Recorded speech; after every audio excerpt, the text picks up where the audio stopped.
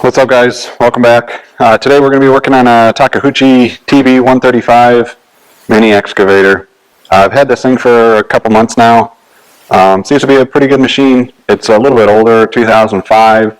It's got about 5,000 hours on it. Pretty well maintained. I mean, there's grease everywhere on it. That's kind of a good sign when you're looking at used old equipment. Yeah, but seemed to be taken care of. It's got some small issues I'll probably address over the next couple months, but came with 3 digging buckets, a 12-inch, a 14-inch, and a 18-inch bucket, I believe, or 20-inch, I don't know. I need to cut in some driveway approaches on some property. Digging buckets are not ideal, so what I really need is a ditching bucket.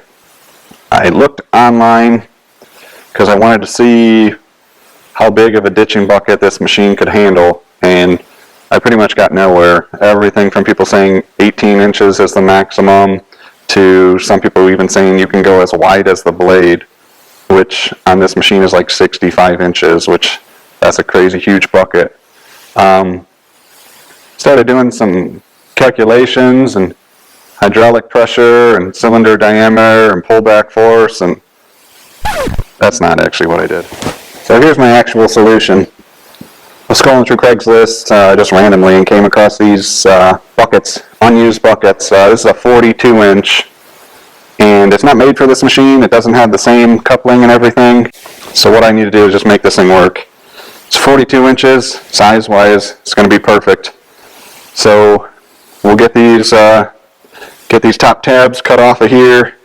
We got a different style, kind of a quick connect, not really. I mean, you got to get out and put a pin in, but you can see here on our machine, this is where it grabs the top of the bucket, and then it's just a single pin that you need to put in. First things first, we're going to go out and grab our existing bucket, so we'll be able to take some measurements and get this new one cut up in the same way.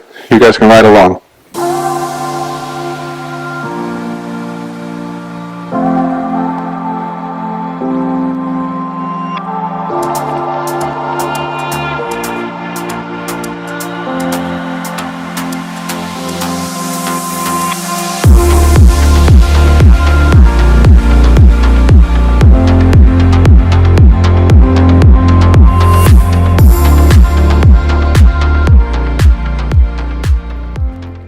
Decided to bring the bucket outside so I wasn't torching in the shop. Whenever the weather's decent, I'd rather do it out here instead of smelling up the whole place and chipping up my concrete. So I'll get the torch out. We're just going to cut these 2 brackets off, and then we'll get it back inside and plasma cut our shape out.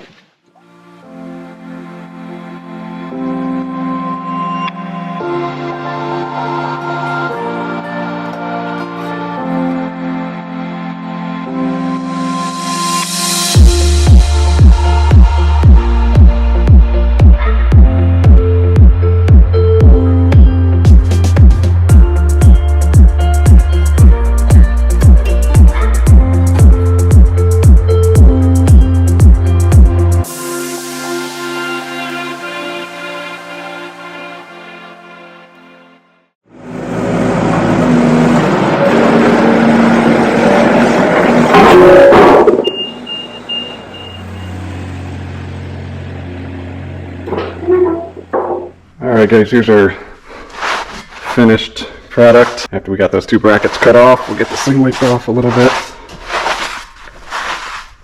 We'll ruin our nice yellow paint. It doesn't go well with the Takeuchi equipment anyway, so got those cut off, ground down. We went a little low in a couple spots, but no big deal. Biggest issue, I guess, this tube is a little bit bigger diameter on the new bucket. It's also a square on the back side. I'll kind of show you what I'm talking about here. So the back side where this thing grabs is a square. So what we'll do is just cut into our new tube on the back side, slice it down, fill it in with some maybe 1/2-inch plate or something like that, square up the back side so it fits nice and tight.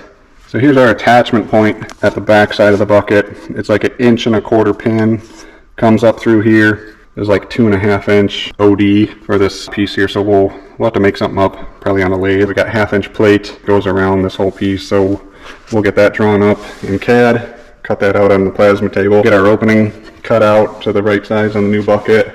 So I was originally thinking, just by eyeing this thing up, that our angle here was going to be way off on the new bucket, but it's actually pretty close. It's only off by a few degrees. So I think we'll be able to run same pins on our excavator, so this thing can be adjusted to where this piece can be put into this pin to change your, I guess, your angle of your dig. So I think we'll leave it the same, so it'll be nice. All 4 buckets will be, we won't have to take any pins out.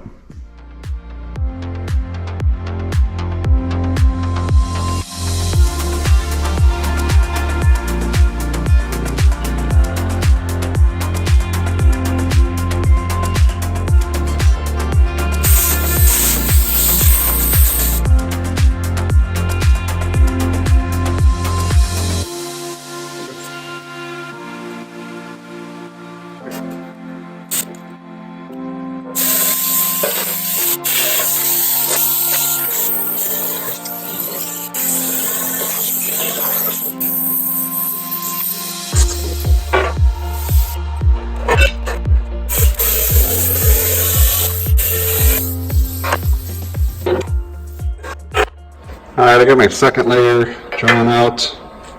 I'm just going to freehand that and then come back and cut this tube to a right diameter, and then we'll come back in with 1/2-inch plate as a L back here, so that'll be pretty strong. And then I'm going to do 1/2-inch side plates on each side just to reinforce all this. I think it'll be as strong or stronger than the original. We're losing a lot of strength by cutting into this main tube, but I think we're going to build it back. I don't want to say build back better, but stronger. We'll say build back stronger. We got our center gusset that comes up into our new pocket, so I think I'm just going to end the gusset right here. I thought about moving it one on each side, but I'm just going to monitor it and see if I'm getting a lot of deflection in the bucket. I'll make 2, one on each side, but I think this will be strong enough.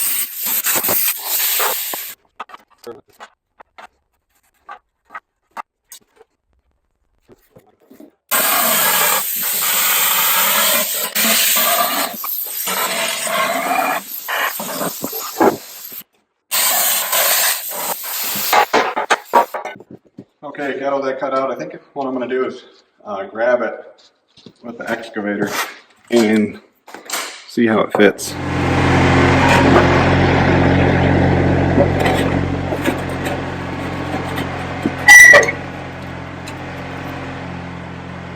Well, almost perfect. Got a little bit of a gap on the back side, so carry the one. I think we need to cut a little bit more on the front, and that'll suck that in tight. I'd rather have the digging force on this whole flat section than just riding on our pin. Our pin is mostly just for holding the bucket onto this adapter.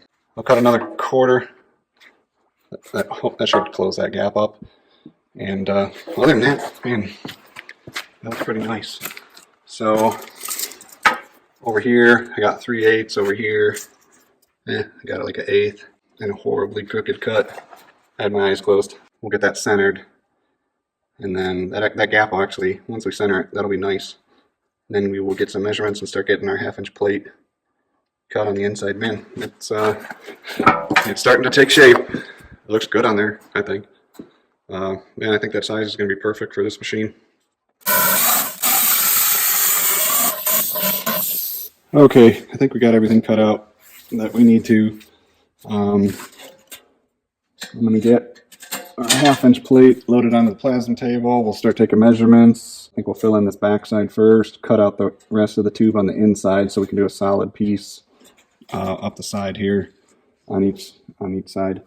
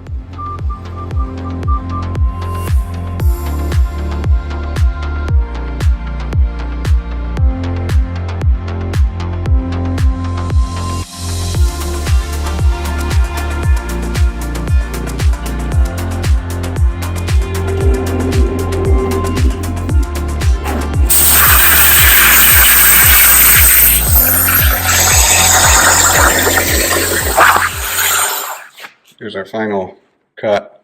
It's actually, it cuts 1/2-inch plate really nice. Some of the other thicknesses, not as well.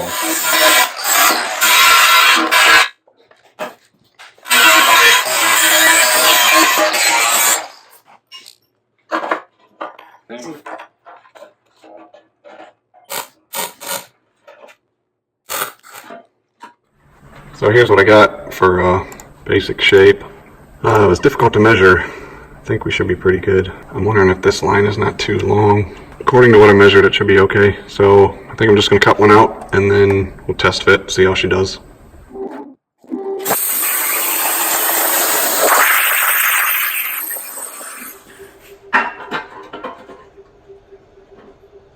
Well, we nailed it first try, so that's nice. Feels good.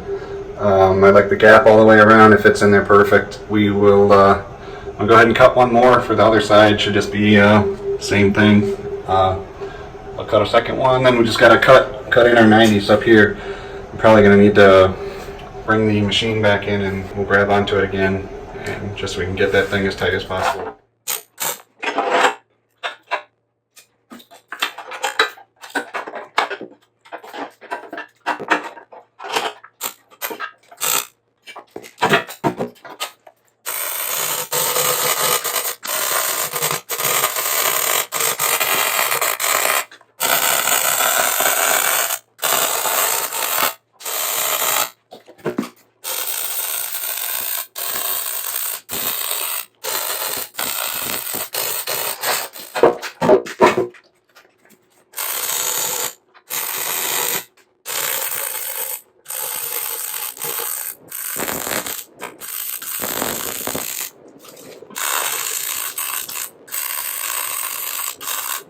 Got all of our plates welded in.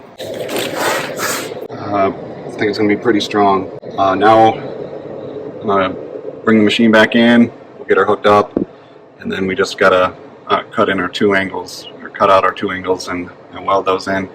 And we'll be done with this portion of it, and we'll just have to make up that pin mount for the back.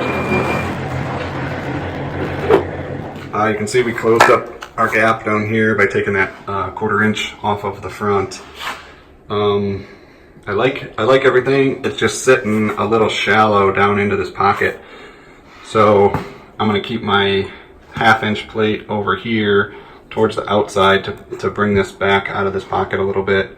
And then our 1/2 inch plate down here, I'm going to stick it out about halfway because it looks like we got a little bit more room up on top where this can slide up this way, if any of that makes sense. In my head it does. Sometimes when I say it out loud, it sounds really bad. But okay, our test fit is not perfect. We got a little gap reintroduced down here. The reason I wanted to make this as wide as the coupler is, and I think I made it just a little bit too wide, but you can see down in there there's a weld. I can just grind that weld off. And then, all right, got that weld ground down, and success, man. We got no gap in here. Everything fits really tight. There's like 0 slop in the bucket. So for our pin bushing, I guess you would call it, that goes on the bottom of the bucket, I got this piece left over of 2.5 inch round stock. This was actually the cutoff piece from that pin that we made on that whacker video. Some of you might have seen that. If you haven't, go check it out. So this is a little long. We're at 3 inches on this. I only need 2 inches. I'm gonna go run to the bandsaw, cut this down because I got to drill through this thing. I'd rather drill through 2 inches than 3 inches.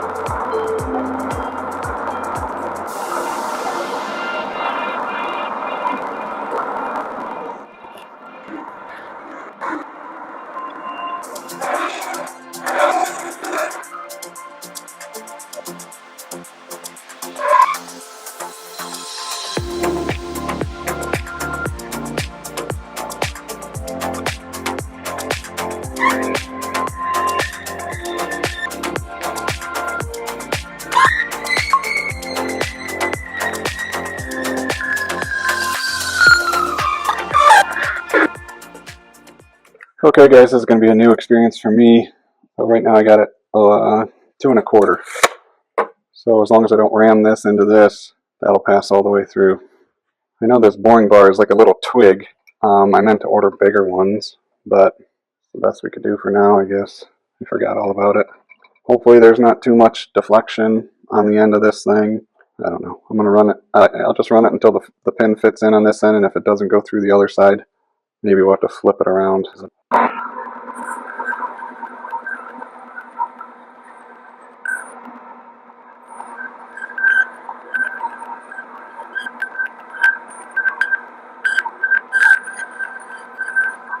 So because it feels like it's cutting when I go in and out, it must mean that this bit is deflecting and still has pressure on it coming back, which I guess it doesn't really matter. I'm just going to cut it, keep cutting until I get to the right size.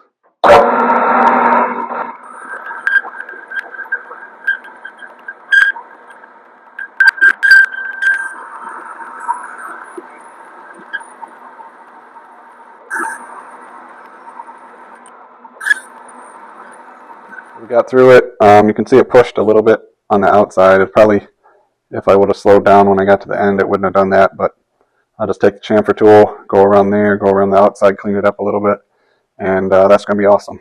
I got a question for you, lathe experts. I got an upcoming video where, so I have this 4 or 5 inch piece of round stock, and I need to machine the inside to get it to the right diameter.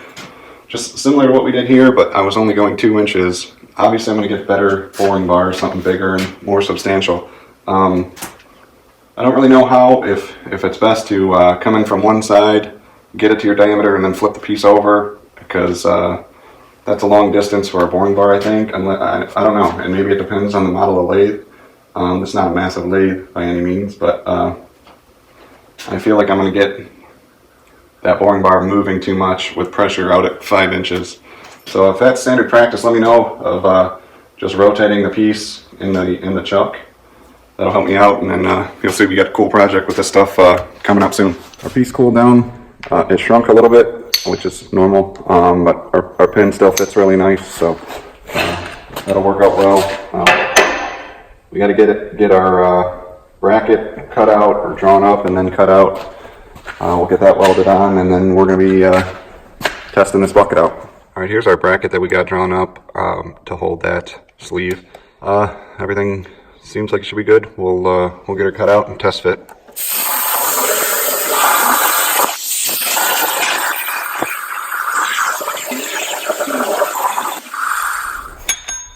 All right, here we got our bracket cut out and cleaned up.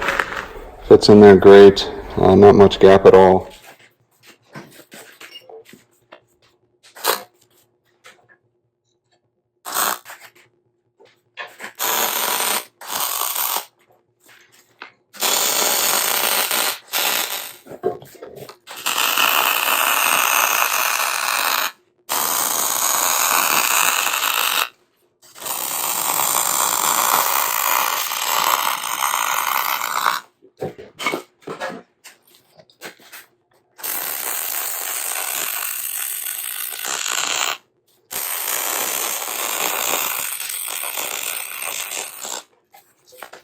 Alright, we are all welded up. You can call that good. We're going to put back on the machine, make sure she still fits, and then we will run it out, test it in a ditch.